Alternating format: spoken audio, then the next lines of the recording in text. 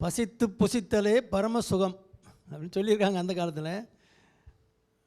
நீங்கள் ஏதாவது குண்டக மண்டாண்டி சாப்பிட்ருந்தா தான் முந்தின சாப்பாடு அப்படி சாப்பிட்ருந்தா பின்னால் பசிக்கிறதுக்கு லேட் ஆகும். அதனால் கரெக்டான சாப்பாடு சாப்பிடும்போது அந்தந்த கரெக்டான வேலைக்கு தான் பசிக்கும்.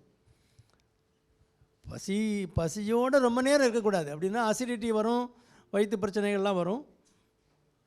கூடுமான வரைக்கும் ஒரு ரேஞ்சு வச்சுக்கலாம். காலையில் சாப்பாடாக அந்த 8லேருந்து 9 வரைக்குள்ளே அந்த மாதிரி வச்சுக்கலாம். 8 மணிக்கும் சாப்பிட்டுக்கலாம், 9 மணிக்கு 9 வரைக்கும் சாப்பிட்டுக்கலாம். அதுக்கு வேண்டி 11 மணிக்கு சாப்பிடக்கூடாது. மத்தியானம் சாப்பாடாக 1 மணிலேருந்து 2 மணிக்குள்ளே அந்த மாதிரி ஒரு 1 ஹவர் அந்த கேப்புக்குள்ளே வச்சுக்கலாமே தவிர அதுக்குள்ளே பசி வந்துடும். பசிக்கவே இல்லைன்னா ஏதோ பிரச்சனைனே அர்த்தம். அது வயிற்றில் பிரச்சனை அல்லது ஒரு காய்ச்சல் வரப்போகுது, சளி பிடிச்சிருக்கு, அந்த மாதிரினா பசி குறைவாக இருக்குன்னு அர்த்தம். அதுக்கு தகுந்த மாதிரி உணவை குறைச்சிக்க வேண்டியதான். அதுக்காக வேண்டி நீங்கள் மத்தியானம் சாப்பாடு எனக்கு பசிக்கலைன்னு 4 மணிக்கு சாப்பிடவா? அது கிடையாது. அந்த ரேஞ்சு அந்த டைமுக்குள்ளே பசி இல்லைன்னா குறைவாக சாப்பிட்டுக்கணும், அவ்வளோதான்.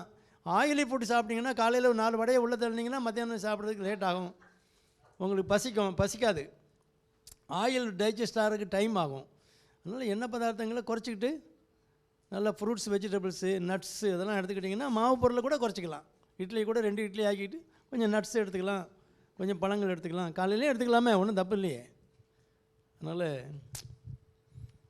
ரெண்டுமே சரிதான். பசித்து சாப்பிட்றது தான் கரெக்டு அப்படிங்கிறதும் சரிதான், அந்த வேலைக்கு சாப்பிடணுங்கிறதும் கரெக்டு தான். அப்போ நம்ம உணவு பழக்கம் அது ஒரு ரெகுலாரிட்டி இருக்கணும்ல. டைமில் கண்ட நேரமும் சாப்பிடக்கூடாது. ராத்திரி இப்போ சண்டே, இன்றைக்கி சாட்டர்டேயில் இப்போ நைட்டு நம்மளுக்கு 12 மணிக்கு 11:30 மணிக்கு நம்ம அங்கே போவோம், அந்த கோழி கடைக்கு போவோம். அப்படி போகிறானுங்க பைக் எடுத்துக்கிட்டு 3 பேர் 4 பேர் தான் போகிறானுங்க. அது தப்பு. அந்த மாதிரி நம்ம டைமுக்கு அந்த காலையில் மத்தியானம் நைட்டு சாப்பாடுனா ஒரு 8 மணிக்குள்ளே சாப்பிட்டு முடிச்சிடணும்.